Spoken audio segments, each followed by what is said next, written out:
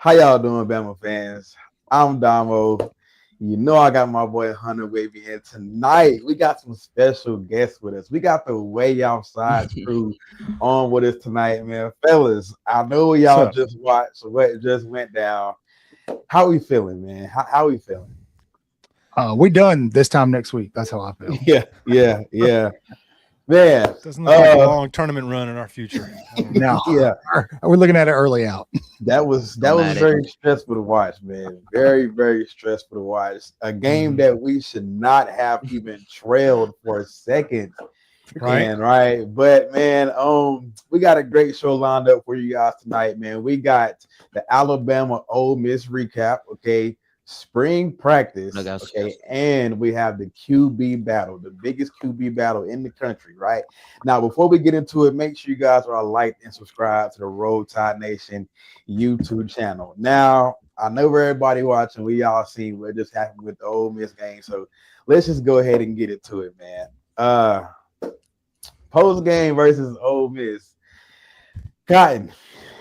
Yeah. Start us off, bro. Okay. I'll do my best. I don't know what happened, man. Dude, where were we like? Yeah. Did my camera freeze? There you go. There you go. You're good now. Yeah, were we like 6 for 20 on layups or something like that, man? Yes. It seemed like it. It was pretty bad. Just kind of looking at the numbers. LeBaron did his job. Latrell wasn't sure. We didn't shoot well this game at all. That whole live by the three, die by the three thing. But man, I just feel like this one ultimately has got to be on Nate Oates, man. There was some stuff. Alabama was fighting referees all night. It was definitely one-sided. But man, I thought I was the only one. No, dude. No, that push off right there towards the end on the inbound, that was crazy, man. They missed a couple of travel calls. But right there at the end of the game, Alabama had an opportunity. Ole Miss gave them 3 turnovers. Alabama got 0 points off of those turnovers. So it was a pretty rough watch. Yeah, bro. Yeah. Definitely.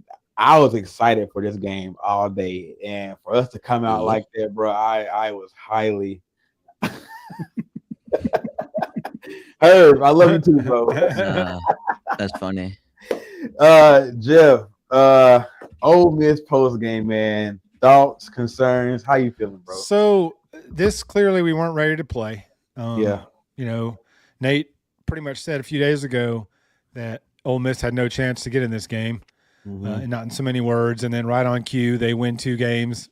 We play them and we lose. I mean, you could almost see it coming a mile away. But, it didn't help that Ole Miss was shooting like 60% in the first half. That big dude, Dia or whatever, he had like 12 points in the first minute and a half of the game. I mean, hit 2 30-footers, was hitting jump shots over Sherrill. So, I mean, Ole Miss was hitting buckets. They hit several buckets at the end of the shot clock.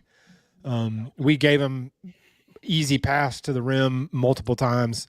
So everything went right for Ole Miss, and we didn't wake up until it was too late, which has been this team's MO. Yeah. If you look at majority of our games this year, we're down 9, 10, 11 in the first half, or by halftime. And Filan's, 4 points, 2 points, 3 points, and then he goes off for 20 in the second half. But it's like, why do we have to be down by double digits before Filan decides that he's going to take the game over? Yeah, that's just even that Arkansas game earlier this year when Acuff just was going off. Filan did nothing in the first half of that game, and then came on a second half and had an elite second half. But it's like, why does it take so long? Like, let's get out of the Auburn game. I don't know why we jumped out so quick there, but we can't do it against a 20-loss Ole Miss team. Yeah, I don't understand it. But like, they pretty much might have just got themselves in consideration for a spot in the NCAA tournament. And one thing I noticed that whenever we did put a run together, man, they hit a big shot to just like take it all the way. And I was like, bruh. Yeah. Hunter, Alabama, Ole Miss, man. How you feeling, bro? What's your thoughts? Our defense is just not physical enough, man. Yeah. We just couldn't stop. We couldn't even stop a step back. Yeah. Another thing, I mean, you miss what?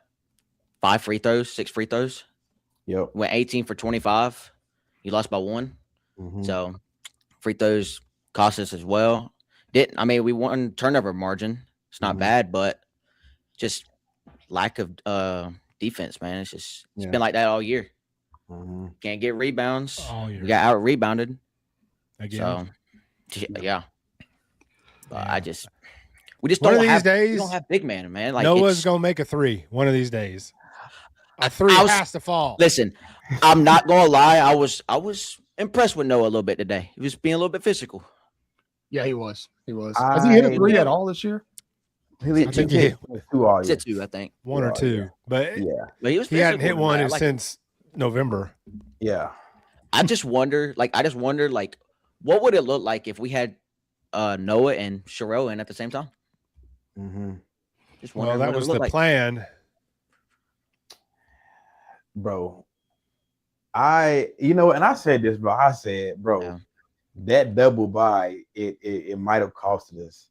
And Hunter, remember we talked on the phone earlier in the week, bro, and I was like, man, I hope that double bye don't throw off the rhythm that we had going into the tournament, bro. And it did. And I always say this, bro. I always say there's nothing more dangerous in sports than a team that has nothing to lose, bro. Honestly. Yep. And you seen it tonight. Ole Miss had nothing to lose. Like, hey, win or lose, you know what I'm saying? Like, they already think like, hey, we might not go to the tournament anyway. So let's just try to like put a blemish on Alabama's championship hopes, and they did just that tonight, man. They played desperate. They knocked down shots. They had an answer for everything that Alabama was doing, bro. And like you said in the group chat, Hunter, it just wasn't our night, bro. So it was very frustrating. But for me, it is on their oats. You got to call that timeout. You're sparing yourself 4, 5, 6 seconds. You can easily draw a play up, And since you didn't. Me personally, I would have loved to see Phylon take that shot. You had already made it to the lane. Okay, you had 3 blue shirts around you. You could have at least tried to draw a foul. The dump off pass to Aiden Sherelle, that's not who I would give the ball to in a situation like that. I see what he wanted to do, but I just think that's a shot that LeBaron Phylon should have been taking like 100%. So, yeah. Yeah, bro. Can't give the ball up there. That was very LeBron-esque. What was it? What was it? 9.5 seconds left, and you don't call a timeout? Yep. 7 seconds past half court. He hates timeouts. He will not call a timeout to halt a run, to stop momentum. It gets done to him all the time, but he never does. Even in that Brandon Miller tournament game when we were up 9 and then San Diego State went on like a 19-2 run. Never called one timeout. We're 4 seed now. Yep. Yeah, which means we'll have to play a 1 seed to get into the Sweet 16, right? Or to get past the Sweet 16. Yeah, if we get there. Hey, I'm gonna leave my camera off. My camera's bugging. I apologize. No, you were good. So this definitely was a must win for Bama, and we couldn't get it done. So we're gonna take our 4 seed and just hope for the best, bro. Herb nailed it on the look. Call the timeout for a challenge. That's true. That's very true. He wants to review that hook again. Just free throws also cost us, and I didn't like the design play to Reitzel in the corner. He hasn't been shooting well. That's what I'm talking about. 4 wide open ones. You got one of the best point guards in the nation with Phylon. Make a design play with Phylon. The thing that kills me is the final score. If you look at it, if they hit their layups, if they do the little stuff right tonight, they probably win that game, Yeah. And again, getting out physical, like you mentioned, Hunter, it's been like that all season. And it's frustrating to watch, man, because you just it's been the story since Nate Oates has been in Tuscaloosa, just getting out physical by big teams. Sorry, Herb. And no big man depth. Yeah. I like I said, Sherelle's been great this year. He's really taken a big step this year. Yep. But his lack of a mean streak in him is why he gets denied at the rim multiple times a game. How many times does Shaq ever get denied at the rim? Not saying that Sherelle is Shaq, but I'm saying you don't see big guys with attitudes get denied at the rim. And Sherelle goes up really soft a lot, so he needs to start. Yeah, he needs to start stacking bodies when he goes up inside there. Like, Uh-huh. if you're in my way, you're just gonna have to eat this one. Yes. But he gets swatted at the rim, swatted from behind. That one play, he went to dribble and the ball just went flying into the crowd. And I was like, okay, there's one way to do it. So shout out Sherelle. He's been great this year, but he got exposed for the win. Yeah. It's just 30% on 3-point. Yeah. And you're a 3-pointing team. That's tough. Mm-hmm. I mean, I don't think in this entire tournament somebody has had shot over or made 10 or more threes in this whole entire tournament.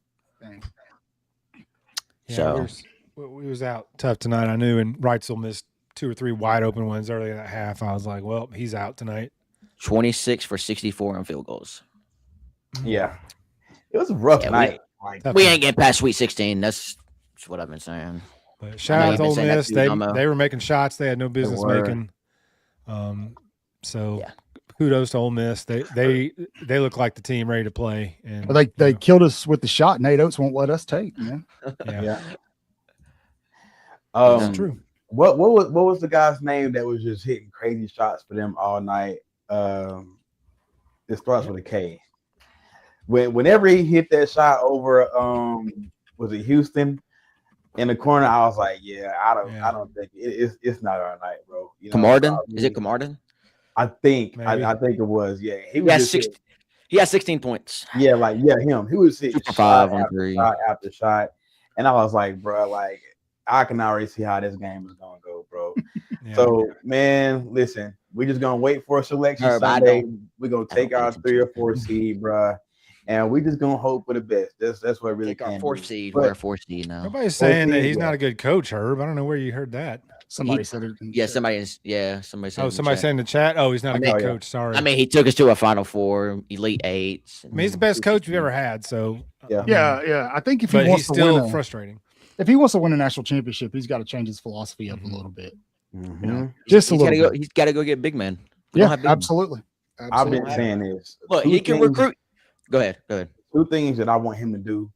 1, recruit big men that play like actual big men. Okay. And 2, recruit guards that don't just rely on the 3.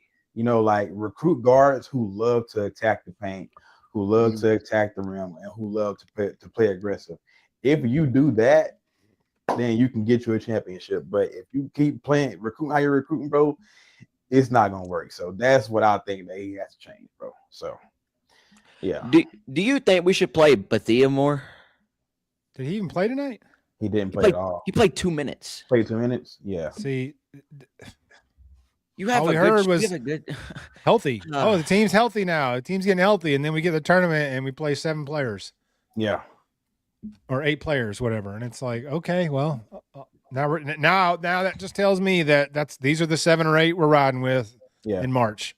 Jemison he's not going to get to play. None of these bench pieces are going to get to play other than the 2 or 3 off the bench, and that's it. Jemison hasn't been doing anything really. Nope. And shout out to Mari Allen this year, but he was awful tonight. He was awful tonight. 5 points, 2 for 8. He hit the side of the backboard on a 3-pointer, and it hit the side of the backboard. I said, "Oh Lord, we're in trouble." And then Bowen took a 3 straight ahead and hit the next to the white square. I'm like, we had multiple shots. We didn't even catch rim. Like, what am I watching? You know what? I kind of feel bad for Aiden Sherelle because he's really the only productive big man that we have. Really the only, so it's like when he goes out of the game, bro, like it literally doesn't work. Or when he gets in foul trouble, like it literally does not work at all. So this is what I've been saying all year. I just wanted to see how he plays when he's got help in the paint. Yeah. Mm-hmm. If he has help, I think he'd be that big fella, Collins Iguabuke, or whatever his name was supposed to be that piece, but of course he gets injured before the season starts, gone for the year. Now he'll transfer out, and that'll be the end of that. And even Keaton Bristol, like he was giving us some great production to begin the season. Yeah, and we haven't Yeah, gone for the year. So it's like I mean, Davion Hannah too. Yeah, just I forgot about Yeah. him. You're right. Yeah, so we had a couple big men that's been out all season, man. So they kind of just left Aiden Sherrill, Yeah, Murph. He's giving it his best try, but you can see, man, it's just not working out. He runs out of gas, and bless his heart, that's a tough task, being literally the only semblance of post presence on both sides of the court. Just disguise Betty Yako, and we'll be all right. Put him a rubber nose and glasses with a mustache, and say he's Davion. Put him in a sting mask. Domo, put him in a sting mask. The old crow sting mask. Yeah, man. Yeah. Well, come on now. Despite the loss tonight, we're going to take our 4th seed and hope for a great tournament run. But there are some great things going on with Alabama as well. The main thing is spring practice is in session. Yeah, it is. Right? So spring practice breakdown. Hunter, bro, like, what are some things that you've seen from Alabama so far? Like, what, 4 or 5 days of spring practice, bro? Like, what's something that's catching your attention so far? I'm going to say it's one name, though, that's catching my attention. Cedarian Morgan. Yeah. Cedarian's jacked, huge. And they're trying to compare him, but they're trying to compare him to Julio. But yeah, gotta be easy with that. Gotta be easy with Don't do it. Gotta be easy with that. Don't do it. They're trying to say that I'm not falling for it. It's easy to do when he's got the 8 on his chest. Like, I get it. Yeah. But you gotta be easy with that, man. Of course. And our fan base screws our players more than anyone before they even get on the field with all the comparisons. And then oh my God, he wasn't Julio Jones. Bust. Yeah. What? And I'll say, another thing, offensive line looks physical so far in spring. I like the running back group so far.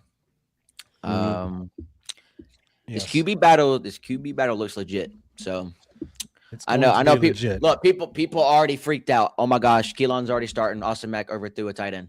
Already started. Well, and if Austin Mack starts, you're gonna hear Keelan's transfer indefinitely. You're gonna hear all that. I've already heard it. We've already heard it. And I'm here to tell y'all, Keelan ain't transfer anywhere. Okay. No. Yeah. Nah. I think the most interesting thing, Clint Lamb pointed this out earlier on social media, and we kind of looked into it. Jeff and I actually did a video on it earlier today. It's the versatility on defense. Yes. We expect that secondary this year to be elite. We know that. We know the names. We know the returning bodies. But when you look at the defensive line, which is almost just as new as the offensive line, but when you look at a guy like Yanze Pierre, right? They came out with Yanze saying that, they want him to do multiple things. They're not just going to use him as a classic edge rusher. He's put on a little bit of weight so he can kind of play inside too. That's really exciting for me. I like the idea of having a bunch of dudes who could do a bunch of different things along that defensive line, especially when you start looking at, lining people up in 4 tech, 3 tech, things like that. So it's pretty exciting. Tompkins at Bandit. That's cool. I like the idea that Clint threw out of playing that 4-man front and having Yanze Pierre on the field at the same time as Justin Hill. So that's really exciting. On the other side of the ball, the one thing that's standing out to me is I don't want to toot this horn too loudly just yet, but in the little bit of footage we've seen, Daniel Hill looks a lot better laterally so far. Yeah, right. Lost that weight, man. Yeah, that little bit of weight loss. He's leaner. He looks better laterally. That was his Achilles heel last season. He was a guy that could break one. I went in. Jeff can attest to this. I've said it 1,000 times. I thought Daniel Hill was going to be kind of more situational, maybe not running back number 1. But if what we're seeing, the little bit of footage we're seeing is real, then Daniel Hill may be your number 1 running back going into the season. Yeah. Yes, I agree with that. And that's one thing that I've really been saying, since last season, that if Daniel Hill were to go into the offseason and lose 10 to 15 pounds and just get like a little bit lighter, he would will be your solidified RB1, because you can see a lot of times last season where his weight got out in front of him too much, and it kind of it played against him. But I seen that video and I was like, man, he's looking kind of slim a little bit, moving really quick. So I was like, man, the stuff I've been saying, it might be coming true, So Yeah, Jeff, spring practice breakdown. Like, what's something that's been catching your attention? So far. So, what's been catching my attention so far is the development of the tight ends. How the tight ends look like that. Look like a whole different group. And I think that's not coincidence. There's a new coach there. There's a new attitude there. There's a whole new attitude in that whole wide receiver room, tight end room, running back, offensive line. There's a whole new attitude and all that, where physicality is a priority. So I think you're seeing a lot of that with these tight ends working under Coach Owen, or is it Owens? I can't remember if it's Owen or Owens. Owens. Okay. Working under him, and you can see the development of them just in a few practices, but you can see the physicality. You can see them initiating the point of attack type things. And I didn't think we really saw that the last couple of years from our tight end room. As Cuevas was our most valuable player last year. So this is not a shot at him. There was a noticeable difference in our team when Cuevas went out for those handful of games. Our offense pretty much ceased to exist. So this is not a shot at Cuevas saying we got to get better than him. But as a whole, the group as a whole is so far from what we've seen now. This is just 4 spring practices, limited clips. It's not like we've got a live feed there 24/7. So just for what we've been allowed to see, I think the tight ends are showing a new realm of physicality, or showing that they're embracing this physicality that the new coaching staff is trying to teach them. Yeah. What's up with Ryan? So Ryan came out, I think it was like yesterday or a couple of days ago, and he says the name change is basically like to honor his mother, because his mother is his best friend. So the name change was for her.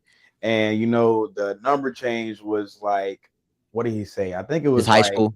High school, and just like wanting to get back to his old self. But in all, like, he made changes because he knows that he's gonna leave a legacy at Alabama when he's finished, and he just wanted to make sure that like he just left a great legacy.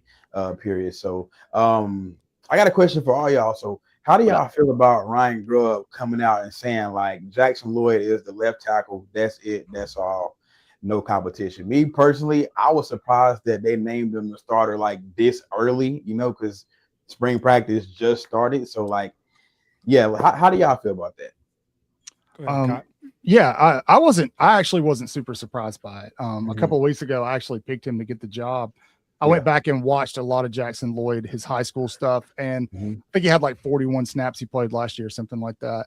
And he looks aggressive. He looks I'll be honest, I can't believe I'm about to say this. Laterally, he looks a little bit better than Caden Proctor does, so he should be a little bit better in pass pro. That's not a knock against Caden Proctor. I will say he does struggle sometimes with leverage. He's tall. He's 6'7", so making sure he gets the pads at the level that they need to be can be a problem for him sometimes. I like it though, man. I like it because for the past 2 seasons, we haven't really. Last year we kind of knew who some of the guys were going to be along the offensive line, Caden Proctor at left tackle. But I like the fact that Ryan Grubb came out and said, hey, these are the guys. Like Kalen DeBoer the day before that said, yes, versatility is nice along the offensive line, but we want continuity. We want, that galvanization that you get from a solid group. I got a feeling Adrian Clem had a hand in that decision. Yeah. And, and so I think it's good. What they've done the last 2 years didn't work. Let's do something different. Let's pick the guys. Let's get them solidified early and let's roll. Yeah. So I like it. I second that. While I was surprised he named one this early, I was not surprised that they already had the guy they had pegged. And the fact that we had musical chairs all last year with the offensive linemen, sans Brailsford and really Proctor, but the other 3 were just rotating, just a bunch of average dudes rotating in and out. So I like this year the fact that, and let's be honest, it's going to be Delgatti at center unless he gets injured or some crazy thing happens, but he's going to be the center. So the spring-fall battle will come down to the guys on each side of the center, to the 2 guards. But I like the fact that we've got tackle, center. I think those are the 3 most important positions on the line. Yeah. Left tackle, obviously, the blind side. At right tackle, if it's a left-handed quarterback. But I like that, that's your most important position. Center is the most underrated position in all of sports. Yeah. If you have a bad center in football, you are screwed. But if you have a good one, nobody talks about it. So it's the most underrated position in sports, but it's probably the second most important outside of quarterback, because if you have a good center, you can do so much in terms of assignments, blocking assignments, recognizing what the front's doing, who's blitzing where, whatever. If you've got a good center that can hold the point of attack and even get some movement there, that opens up a lot.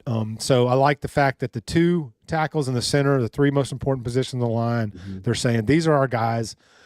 We know who it's going to be, so we're going to work them and get them ready. So I while I'm surprised, I get it, and I'm believing in what they're doing.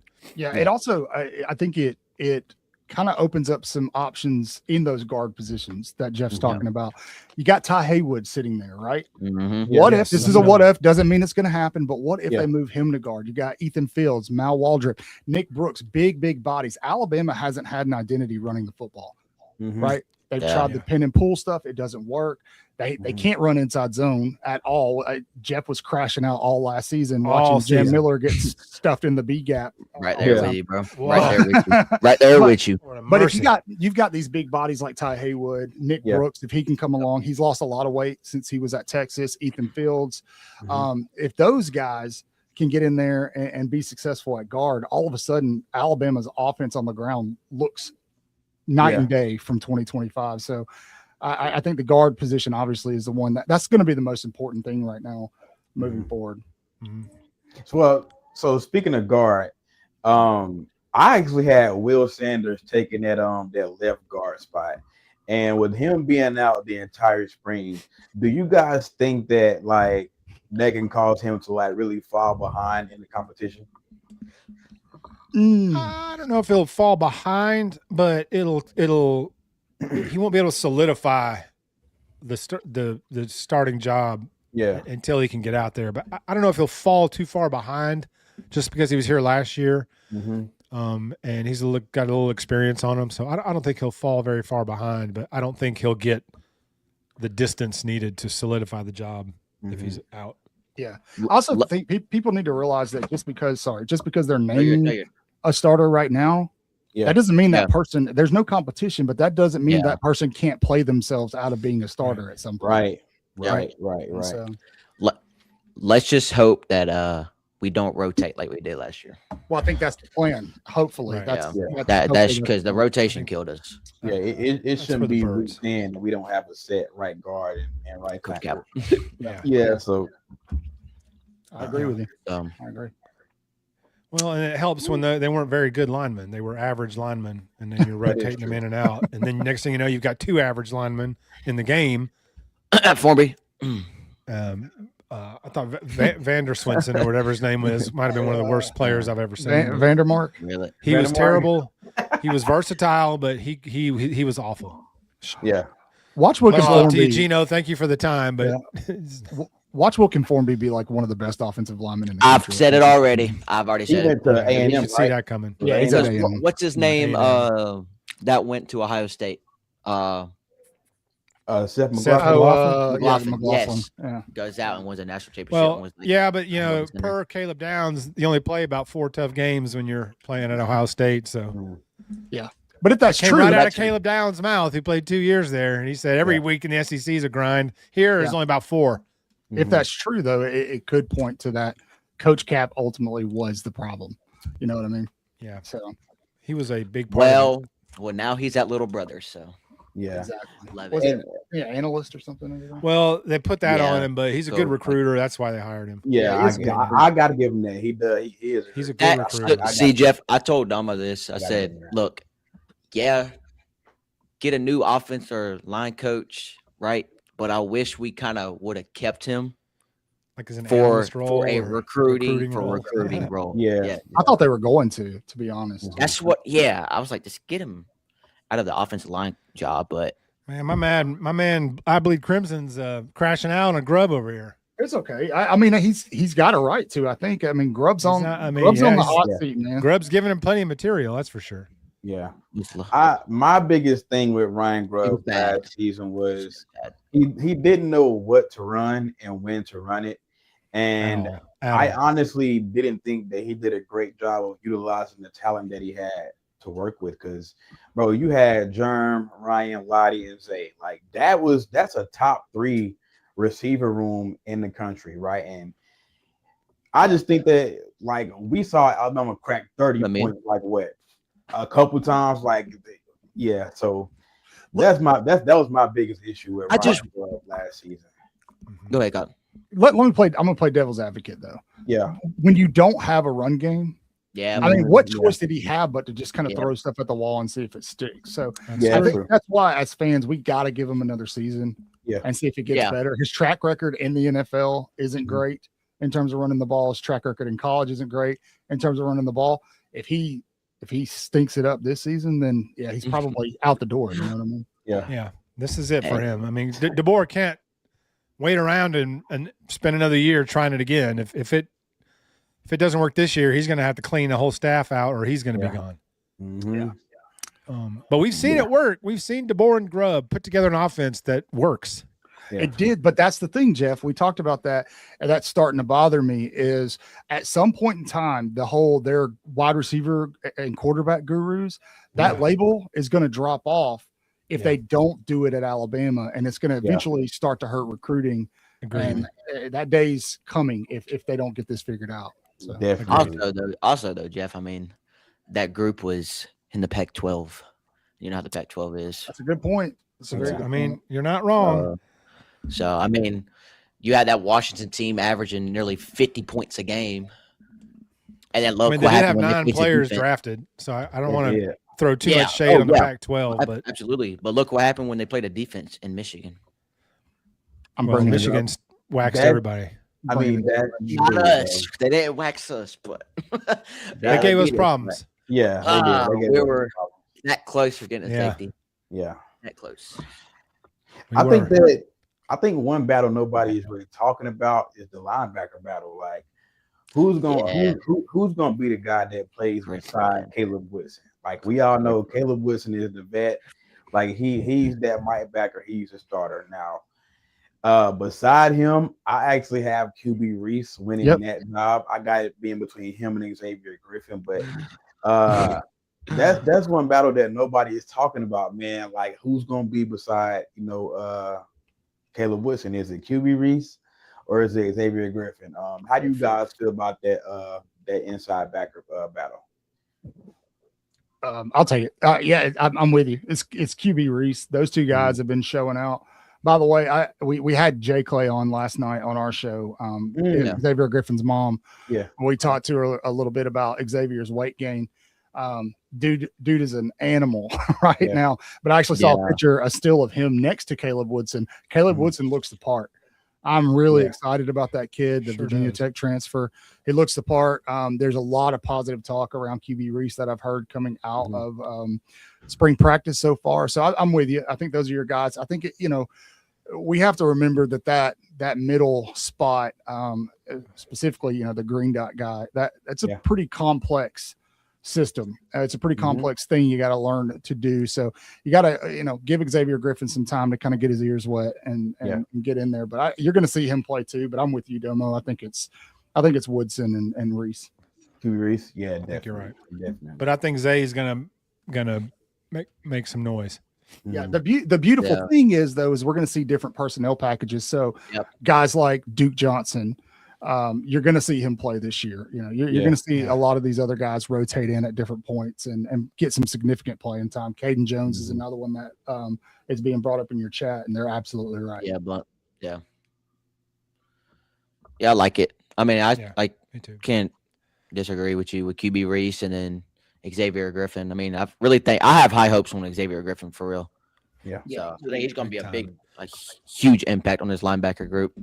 So I like how 190 something when he left in January. Yeah, he's now he's like 228. Yeah, like giant. 228. Oh, he's 228. Or he's huge. 22 or something. He's gained almost 30 pounds. We never sold him last night. Yeah. We had somebody that gained 40 pounds. I think it was a defensive lineman. Oh yeah. That would be me. Who was it? Bro, gained 40 pounds. I'm like, holy. Yeah, incoming defensive lineman. Yeah, Hey, I'll be right back. You're good. But no, I'm with you. With Griffin, we interviewed him probably about a month before he committed to Alabama. We had him on. That kid, dude, is fantastic. He is an amazing young man, very bright. Keep in mind, if I remember correctly, he's a reclass too. He's only like 17 right now. He's 17, yeah. And so, and so young dude, but he's going to be one of those guys that I think we'll see contribute something this year. I don't think he'll be a starter, but he's definitely going to contribute something to this defense. Definitely. Sure. Well, speaking of battles, that's going to take us into our last topic of night, and of course, QB battle. The biggest QB battle, the hottest topic in the entire country, the Alabama QB battle. Hunter, take us off, bro. So I'm very high on both of them. I think we all are. Yeah. I've been kind of pushing Mac more at first because, I mean, he's been under DeBoer for now 4 years, now 3 seasons with Grubb. So I think it's his 4th year with DeBoer. His third. Is it his 3rd or 4th? Yeah, his 3rd. This is 4th. He was 1 year at Washington, 2 years at Bama, and now this will be his 4th year. Gotcha. Okay, yeah, 4th. So he's got an advantage there, especially with the height as well. But you got Keelan Russell. That's an all-around athlete. Yeah, like it's an extreme tough QB battle. I don't know where to choose from right now, but I think you will kind of see beginning of August is what I've kind of been eyeing out on, where we might get the announcement. But this is what I've told so many people, though. Either whoever starts, either way, we're going to be comfortable. Yeah, definitely. I'm excited to watch this battle even more. So I don't know about y'all, but man, yeah. I mean, me personally, bro, I don't care who starts. I really don't. Like, I'm excited for it, but at the same time, I'm ready for it to be over too. So I mean, whoever gonna be QB1, bro, just go ahead and name them, and let's ball. Cotton, QB battle, bro. What's your thoughts on this? Yeah. So ultimately, I think because of his time in the system, Austin Mack's going to get the start. I don't think he's going to be the quarterback all season. I also think that we're going to have a much clearer picture after A-Day, clearer picture after A-Day. I went back and watched both of them, some of their snaps, and Austin Mack struggled last year with touch. That's one area where he couldn't layer a football very well. Everything was a heater. He was throwing it. Just the little bit of footage we've seen in spring so far, he looks like that's something that he's working on. Yeah. Keelan Russell looks sharp. The release is there. He's got that natural ability. He's exciting.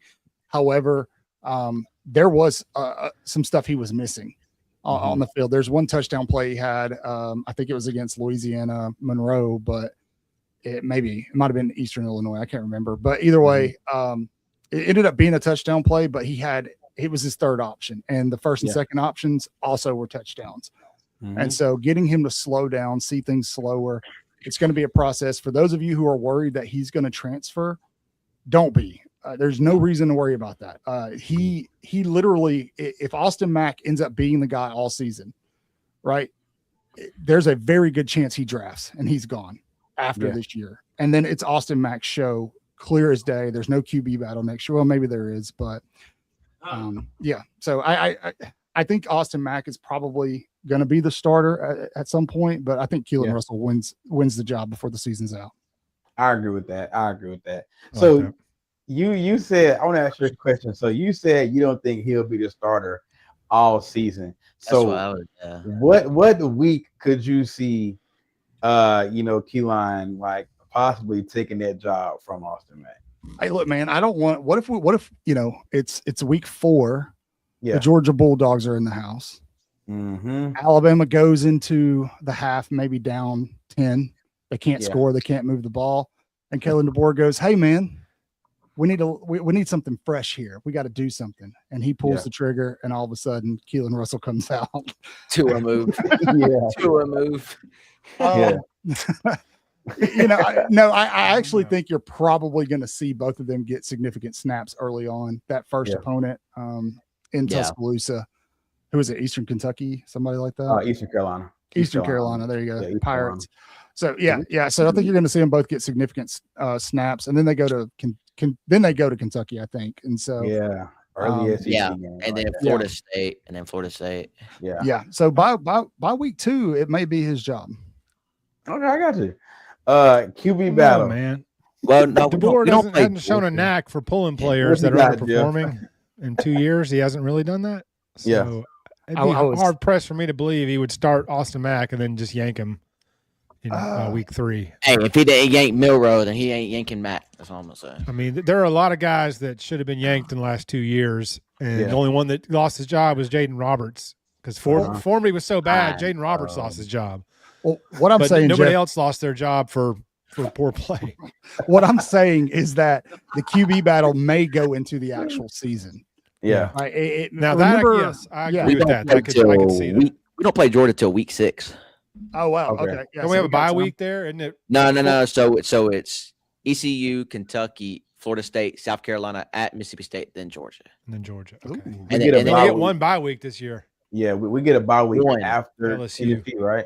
After A&M. After A&M. Oof. Mm-hmm. We got not before LSU.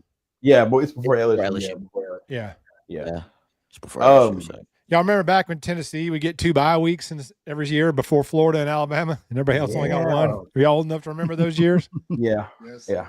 I know you are, Cotton. The one bye week is what is really just not is. I'm not a big fan of the one bye week. Not with this 9-game schedule. No, we needed to, especially now that you're going to play 17 or 18 games if you make a playoff run. There's a reason.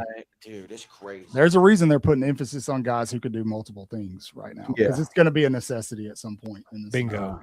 Big Ten's going to have the advantage. Yeah. Oh, yeah. No. Again. We all know that. Yeah. Again. Real quick, mention the Big Ten. Y'all see their AD, or not the AD, but the commissioner, Big Ten commissioner, what he did? No, what he did? He sent something to the NCAA and was like complaining that they should still allow tampering. He said they should allow it? They should allow it, yeah. Go look at whether it's allowed or not. And I'm like, this is the only way I can win natties for real. So, well, yeah, he's wanting to turn schools in the SEC into farm systems for Big Ten. That's why. No, get out of here. Ty Simpson got multiple offers and never entered the portal. He did. Like, hey, even Milroe $6 million offers. Milroe did the same. Never entered the portal at all. Like, that's crazy. I don't know. Here's another thing about the QB battle. I don't know who offered that dude multi-millions of dollars to leave Alabama. I don't know about all that. Here's a question for all y'all though about the QB battle. Let's say Keelan does start. Like, would y'all rather Keelan start where he could play for 2 years or just 1-1 with Mac? If it's close at all, if it is close at all, it's Keelan's job. Yeah. It's Keelan's job. Yeah. Alabama right now, I'm not saying that they can't win a national championship in 2026, but in 2027, that team is going to be ridiculously experienced. It's going to be older, mature. Yeah. If you got a quarterback that's got 2 years under his belt in the program and a year of SEC starts, that bodes very, very well for 2027. So if it's close at all, I think you go with Keelan Russell. Agreed. I'd rather go 9-3 with Keelan Russell than 9-3 with Austin Mack. Fair enough. No disrespect to Austin, but if we're going to go 9-3, let's do it with the kid and then cut his teeth leading into 27 where we've got experience, talent, explosiveness all coming back, having cut their teeth already. Something else here is Jet Tamala coming in. Now he's not going to be the starting quarterback. Let's be clear. But Jeff and I interviewed that kid, and he is different. Solid. Super different. Jeff straight up asked him, man, you could have gone to Iowa State or Iowa and been the guy. Why Alabama? You're not going to be the guy at Alabama. Why? Our chat was all pissed off at. They're like, no, he's going to decommit. We're like, no, relax. But Jeff straight up asked him, and the kid's like, the kid goes, iron sharpens iron. I will be a better quarterback for going to Alabama. He's going to push those two guys, in Keelan Russell and Austin Mack, to be better players. 100%. I like Vice versa. I mean, he's got a goal now. Look at this quarterback room that's in there now, and who's going to be coming in the next year. Dude, Trent Seaborn. I've been keeping an eye with Trent. The other guy, the number one quarterback, we're Elijah Haven. I mean, look at this room. And Tamala said, "I'll bring it. Like, that's where I need to be so I can get better at my craft." I love it. And that's where you're going to see these top wide receivers be like, okay, you're going to have some solid QBs. Yeah.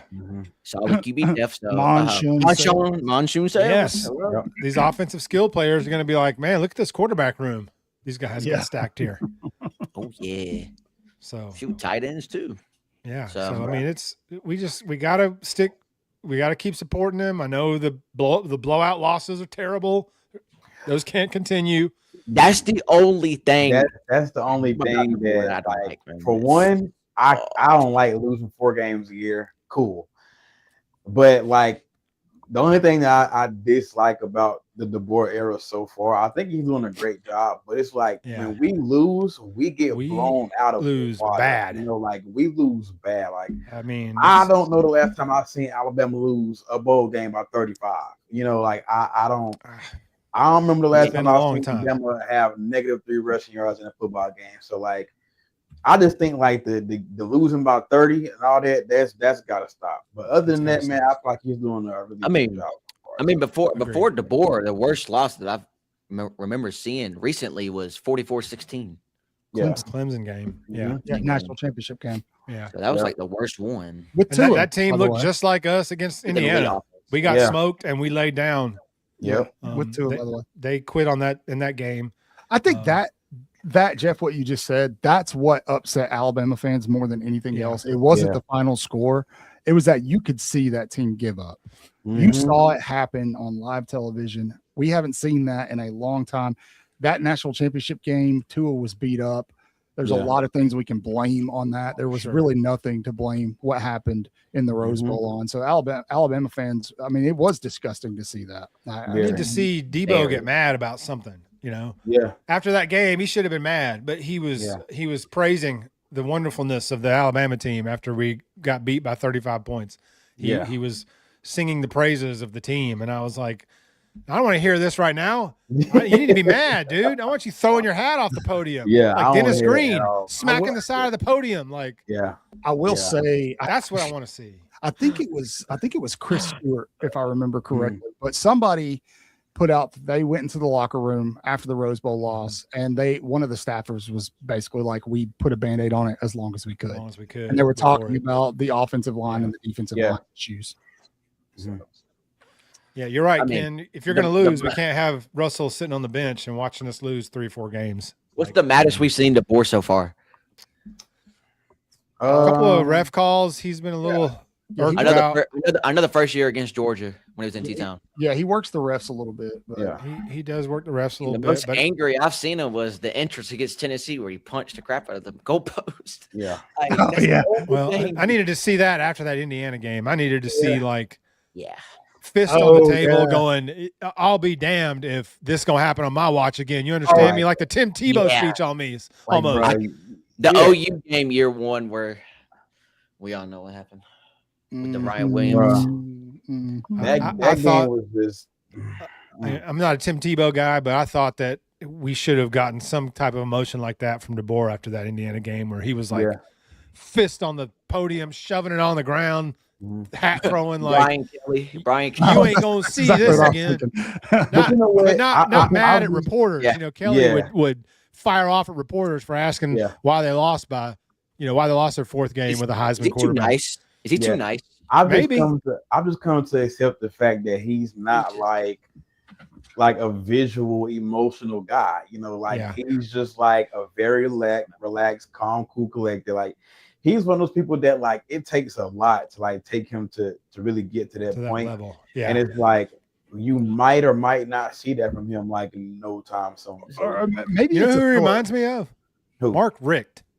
Yes. Yes. Win 10, 11 games a year, always in contention, nicest guy ever.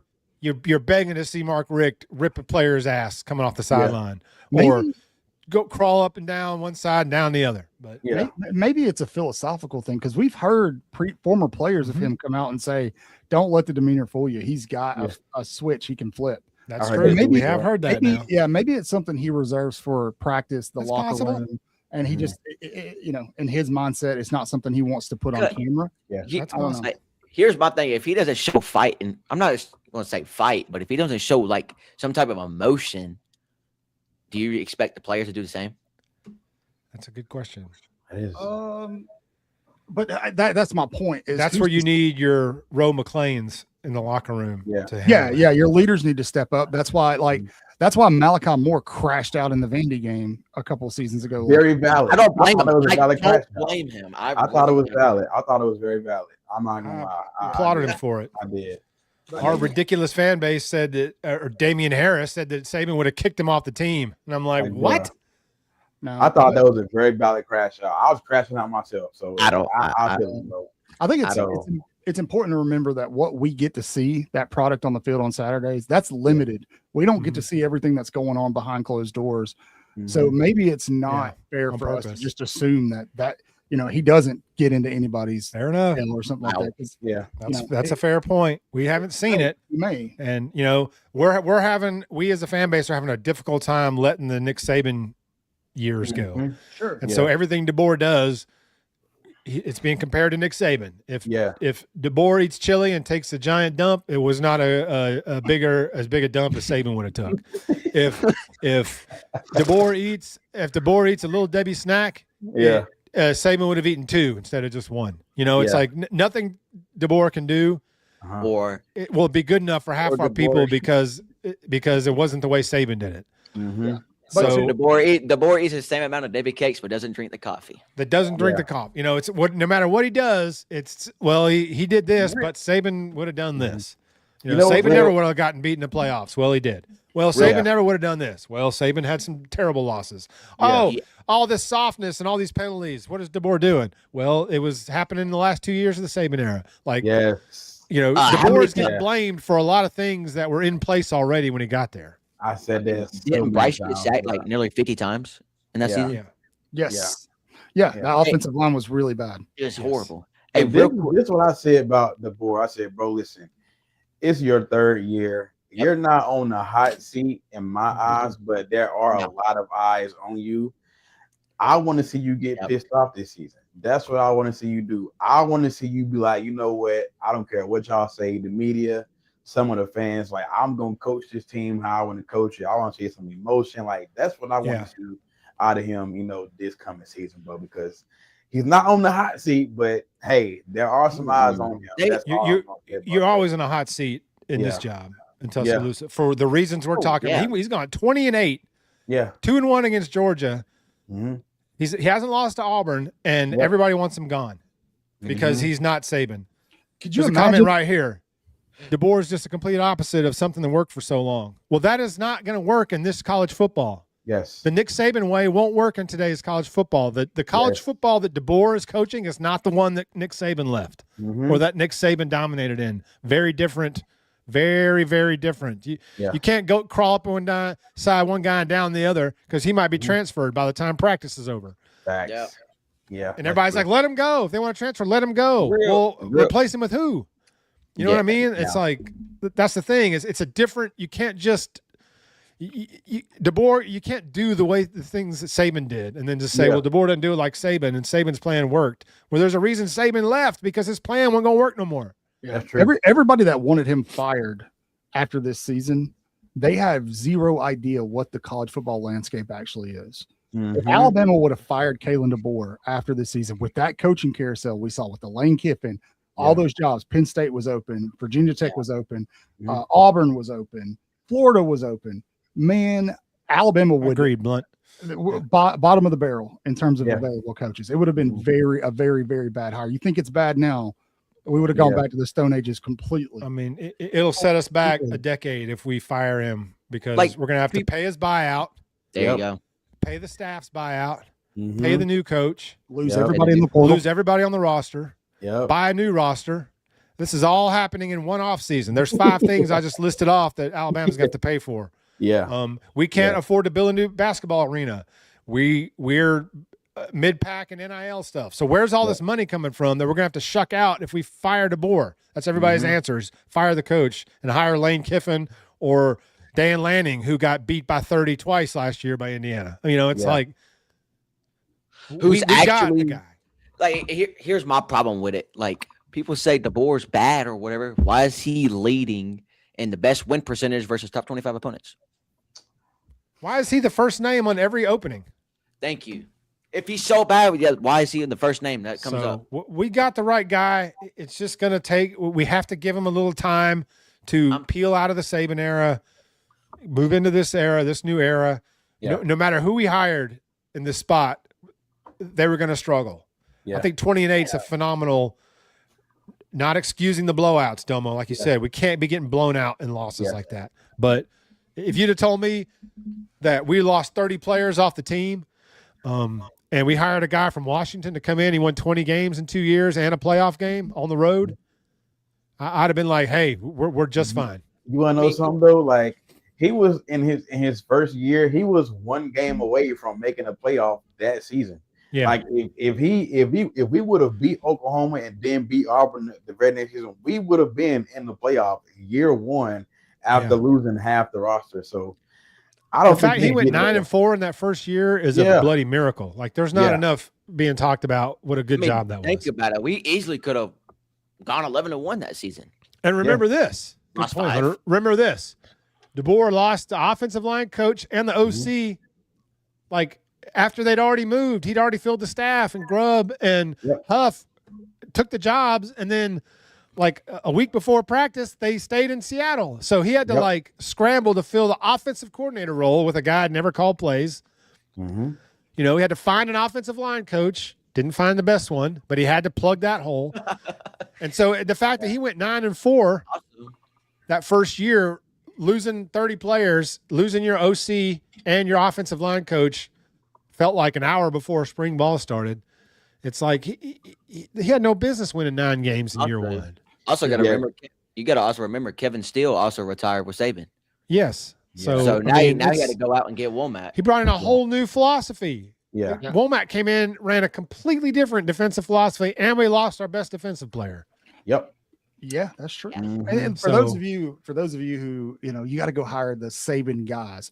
No. That's your problem. If you look at Adrian Clem, his track record, if you look at Richard Owens, his track record, Derek Nix, his track record, those those guys have been around the block. They've got that old school mentality. I'll go ahead and tell you right now, Adrian Clem ain't gonna be out there smiling, taking pictures with these offensive linemen. That dude is a professional. He is a professional. He is a consistent professional. He's the mindset that you guys are lobbying for, that you want back in Tuscaloosa. When the season was over, we got to give DeBoer credit for making the decision to fire Coach Cap. Yeah, absolutely. To get rid of him. And the way he did it, it was handled beautifully. Wait until the portal closes for it to happen, blah, blah, blah. I'm happy with it. If it doesn't work this season, we're going to be having a different conversation next March. But I'm happy with it. Mm-hmm. I don't think Grubb's overrated. He's just. No, I'll say this. Here's the thing. Yeah, Sheridan averaged 38 a game, but you also got to think like Milroe was the biggest piece of the run game as well that year. Yeah, we couldn't run the ball without Jalen Milroe that season. Yeah, either. Yeah. But also, he was a beast running the ball. I mean, golly, was he insane running the ball. Ryan Grubb's also learning to be an SEC coordinator, right? Like he's never coached in the SEC before, so he's learning too as he moves forward. I do expect to see some kind of OC development, I guess you could call it, in year 2 under him. Is he still going to have the finesse stuff, the trick plays? Sure, that's still going to be in the catalog, but he's been vocal since the Rose Bowl game and said, we got to be more physical. They understand better than I do, better than any of us, that if Alabama can't run the football and can't be physical on the line of scrimmage, they will not win a national championship in Tuscaloosa. Yep. They know that. They know that better than any of us. Yep. They're trying to do it. They're trying different things this offseason. Let's see how it goes. We got the running back group to do it. So, I'm just hoping his O-line is beast. He did everything that he needed to do. He fired the entire offensive line, fired the coach, brought in new receivers coach to get more physical because the receivers weren't blocking at all last year. Yeah. Brought in the new tight ends coach to get the tight ends more physical because the tight ends weren't blocking very much last year. Brought in a new offensive line coach, an entire new offensive line room, period, top to bottom. Same reasons. Offensive line wasn't physical, wasn't good enough. So DeBoer recognized the problem and immediately started taking steps to correct it. So he gets it. Now we just got to see the product on the field. Yeah. So you know what? Sorry. Go ahead. No, I was just going to say, Jeff, you were talking about tight ends earlier. Mm-hmm. Go back and look at those weights they dropped. Look at the weight they put on their tight ends this offseason. Go look at the weight. The reason they did that is because they understand they need those tight ends, in 12 personnel, things like that. They need those tight ends in there, in line, blocking, being big bodies that take up space. They understand that. They're making the changes. Is it going to work? We'll see. But, they're trying. They definitely are trying. So and look, I'll say this real quick. A lot of people was mad that Horton hit the portal. Yeah. Right? Deuces. Me personally, I was like confused about it. But if you also look at his play style and stuff, like he couldn't block for crap. No, he was an awful blocker. He couldn't block for crap. And that's why they let him go. A red zone wide receiver. Yep, and that's why they let him go. Is what it is, man. So you know what though, before we even close it out, like what are you guys' realistic expectations for Alabama heading into this season? Like record, like what do you see this season going for us? Well, the win total got dropped at what? 9.5, 8.5. Yeah. I think I would definitely take the over there. The schedule is brutal. It's tough. Alabama's going to play a tough schedule. Somebody brought up like how many teams got bye weeks before Alabama. I don't know. I'd love to see that. But, that'll really be like the old days. Seriously, no kidding. But I would say 10 games and probably a playoff appearance. Gotcha. Yeah, I would say 9-3 if everything goes well. Playoff 9-3 making the playoffs, I think is. But I mean, if we go 8-4 and just miss, Bama Nation will be upside down. But if we look competitive in the 4 losses and you can see the team growing, I think that's an acceptable. If we go 8-4 and lose 4 games by 30 points, then no, we're in trouble. It's going to be a super young team. I can't defend that. I can't bring it back. I think we have the youngest team right now. I mean, we'll have 7 returning starters or seniors. Yes, in terms of age and experience. This is some of these guys have been here but haven't played a lot of snaps. So this year is going to be young players and inexperienced players kind of learning their way around the SEC, like grooming to really have the 27 team and beyond really be the launching point. Yeah. If I see it's going 11-1 or 10-2, it's kind of where I've been sitting at. If we go 11-1, DeBoer should be coach of the year. That would be an insane. Unless the one loss is to Florida State. I feel like we can, man. 21. You know what? I'm not even gonna. I'm not even gonna tell y'all what I said. So I'm gonna just leave. No, Listen, no, sir. I had a hot take. I did. I had a hot take. Bring it. And my hot take was this: Alabama walks into the SEC championship game undefeated. Where's the gong? I don't have a gong sound. I'm not the producer of this episode. That was my hot take. We make it to Atlanta and we're undefeated. That was my hot take. Right. Do we lose it? No. Yes. Well, Damo's got entering the playoffs undefeated. You know what? I think that would be probably the only game that we lose. But I want to say now, like we head into the playoffs as like the number 1 team, like the number 1 seed. It's just a hot take. It's just a hot take. That's just my hot take. All right, Cotton and Jeff, who you have us losing to? I think we're going to lose to Georgia in the regular season. Of all teams. Well, I mean, come on, man. I do. I think we'll lose to Georgia in the regular season. The one that everybody's picking Alabama to lose, LSU, I don't think that's going to happen. I picked that one too, though. Did you? I think we could lose to Texas A&M. Yeah. And the only reason I say we lose to LSU is that I said LSU because we would have played who? Georgia, A&M, and Tennessee, right? Mm-hmm. I think that because I think LSU will be a night game. Okay, you got Alabama coming in, coming into Baton Rouge. Lane Kiffin. I think that Lane Kiffin, like he could catch us slipping, really, and he could throw something at us that like we haven't seen. He's gonna have a game plan for us. So I just think that like they could beat us because like they just catch us slipping. That's all, but like not because they're better than us, but like it's just an off Saturday for us. That's what I think. That's what I think. So, look, I mean, realistically, we're not going to go undefeated, so they got to lose to somebody. Yeah. I mean, just realistically, if they do, I know. Yeah. Sorry, man, but I mean, I hope you're right, dude. If you're right, amazing. If you're right, I will come on your show every week. But but I mean, the biggest one that I can see is losing to, and I hate saying it, is Tennessee. Cincinnati Neyland. Yeah. I just. But it just all depends on who starts at their QB, So yeah, sure. Did Aguilar got another year, right? No. Nope. Oh, he didn't. Okay. Nope. Yeah, they're womp womp womp. He was our MVP in that game last year. Yep. I know. They're threatening to take Trinidad's now again. Yeah, they're trying to. Yep. Mm-hmm. Oh man.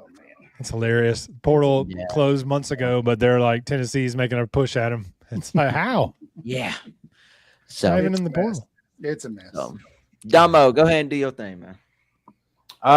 You guys can find me Friday nights, Bama Blueprint. Thank you guys, the Way Outsides. You know what I'm saying? Sure. Crew joining us tonight. I mean, it was so great to have you guys. Sunday nights, Talking Bama, Heard, JT, but you can also find me on the Best Bama channel, and that is the Roll Tide Nation YouTube channel. You can also find me on TikTok at Domo Reacts. That is DOMO_Reacts. You can find me on Twitter, X, whatever, at just straight Domo Reacts. That's it. Shout out to Domo for the best reaction video last year. Was it the Oklahoma game where you were videoing that guy? South Carolina. Oh, dude. That's what it was. Yeah. That was so great. I saw that and I watched it like 4 times before I realized. I wore myself out. That was like, y'all gonna get your ass beat. I still watch that video to this day. Bye-bye. He was going, bye-bye. This Domo up there wilding out. That guy was straight yelling and I was like, bye. Bye. That was great, man. That was great. That was awesome. So what y'all need to do, we were talking about this last night too. I posted a video during the season of this non-straight Auburn fan in the crowd. dude, I'm so serious. He had pom-poms doing all this weird dance, dude. The comment section is hilarious, bro. It's God. But that was anyways, y'all can find me on Bama Blueprint with my guy Damo and Corey Bama. You can find me on TikTok, X, Instagram, all that. Hunter the Bama fan. So again, guys, I appreciate y'all joining us. Man. Absolutely. Appreciate you having us on, man. We had a good time. It was after a ugly loss like that, but always enjoy chopping up with y'all. Congrats on the 2K, by the way, on 2,000 subs. Congrats, gentlemen. Cotton, where can they find you, bro? Yeah, you can find us on YouTube at Way Offsides. That's Way with 4 A's. 3's not enough. 5's too many. 4, just like in the word Alabama.